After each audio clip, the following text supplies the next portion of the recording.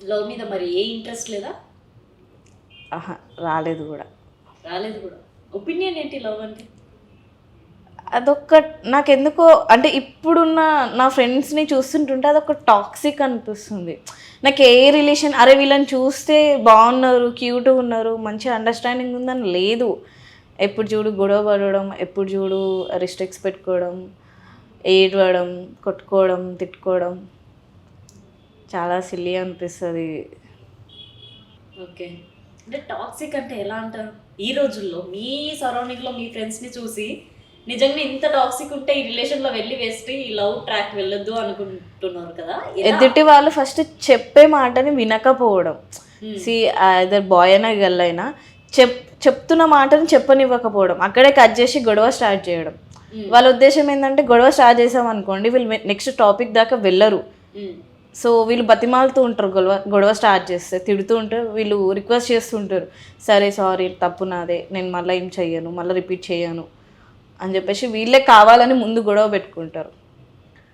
So నాకైతే obviously నాకు అనిపిస్తుంది వాళ్ళకి ఇంట్రెస్ట్ లేదా, లేకపోతే ఏదో ఉండాలి అన్న మూమెంట్లో ఉంటున్నారా రిలేషన్లో అర్థం కాదు. కానీ ఎందుకంత గొడవలు పడకుండా, ఎందుకంత రిస్ట్రిక్ట్స్ పెట్టుకుంటా, ఎందుకు రిలేషన్లో ఒకరు తగ్గుండాలి ఒకరు పైకి ఉండాలో అర్థం కాదు.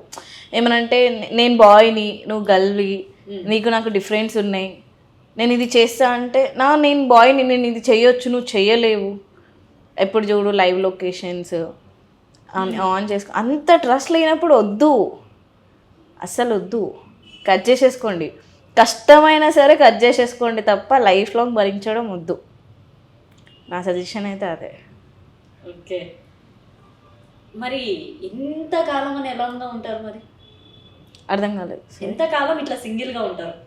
అయ్యో మొత్తం నేను బ్రహ్మచారినేం అయిపోను. ఆ.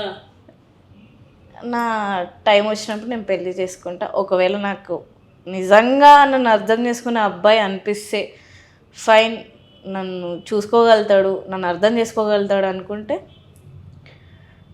నేనే ప్రపోజ్ చేస్తాను ఫస్ట్, ఆ. ఆబ్వియస్లీ. తర్వాత నిజాలు తెలిస్తే ఎప్పుడు?